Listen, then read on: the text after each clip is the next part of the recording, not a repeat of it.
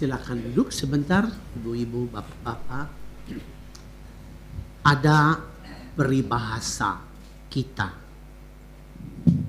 Ibarat bunyi peribahasa itu begini, ibarat seekor tikus mati di lumbung padi.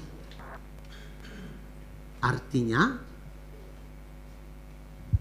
ada kekayaan banyak, entah itu di dalam keluarga, entah itu di dalam kelompok hidup bersama, atau di dalam masyarakat. Ada kekayaan banyak, tetapi orang-orang yang bersama kita, rakyat banyak itu melarat, menderita. Lumbung adalah lambang kekayaan, tetapi matinya tikus di dalam lumbung itu, di dalam kekayaan yang ada di sekitar kita, itu lambang kemelaratan, lambang penderitaan. Nah, ibu bapak, tadi kita dengar di dalam Injil bahwa orang-orang yang kenal Yesus di kampung halamannya sendiri dikatakan mereka kecewa dan mereka menolak dia. Mereka tidak percaya kepada Yesus. Nah, ibu bapak, tidak percaya kepada Allah, tidak percaya kepada Yesus, itu sama seperti tikus yang mati di lumbung padi itu. Bagaimana kita bisa mengerti ini? Kitab suci mengatakan begini. Orang-orang yang tidak percaya kepada Allah, yang memberontak terhadap Allah, yang melawan Allah, yang menolak Allah, orang-orang ini akan mengalami kejadian begini.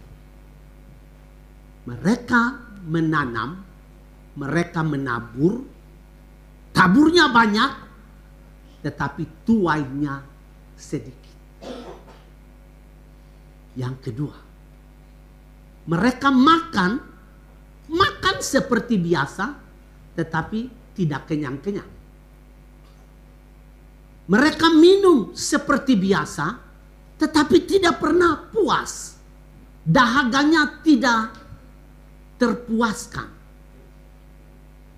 Mereka memakai pakaian, tetapi tubuhnya tidak hangat.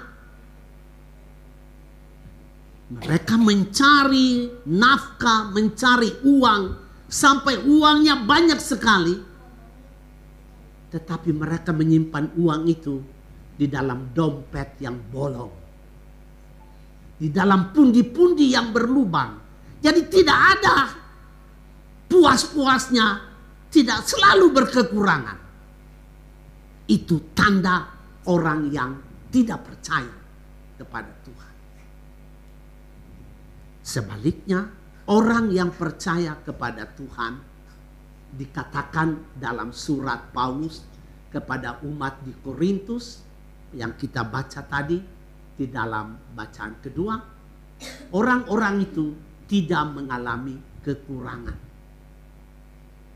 Dalam Mazmur 23 dikatakan, Tuhanlah gembalaku, aku takkan berkekurangan. Orang yang percaya kepada Allah tidak kekurangan secara fisik, tidak kekurangan secara mental, dan tidak kekurangan secara spiritual. Allah adalah makanan, Allah adalah sumber kekuatan, Allah adalah sumber kebahagiaan, Allah adalah segala-galanya. Kita percaya kepada Dia, Dia memenuhi segala kebutuhan kita. Pertanyaan kita, apa artinya saya percaya kepada Allah? Percaya kepada Allah hanya 3 hal yang kita buat. 1, mengenal Allah. Yang kedua, setelah mengenal Allah, kagum kepada Dia dan karya-karyanya. Dan yang ketiga, setelah kenal Allah dan kagum kepada karya-karyanya, kita menerima Dia dan kita percaya Dia. Hanya itu, mengenal Allah, kagum akan Dia dan karya-karyanya, dan saya terima Dia sebagai sumber kehidupan kita. kita kasih satu contoh sebagai akhir dari permenungan ini. Bagaimana kita mengenal Allah? Kita kenal Allah melalui kebaikan-kebaikannya yang Dia beri kepada kita dalam hidup kita. Satu contoh, saya pergi tidur malam hari. Sepanjang malam itu sampai pagi saya bangun. Saya bangun. Saya ketemu dengan istri, anak, dengan orang-orang serumah.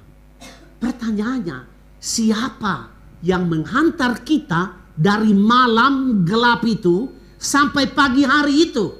Siapa yang menghantar kita?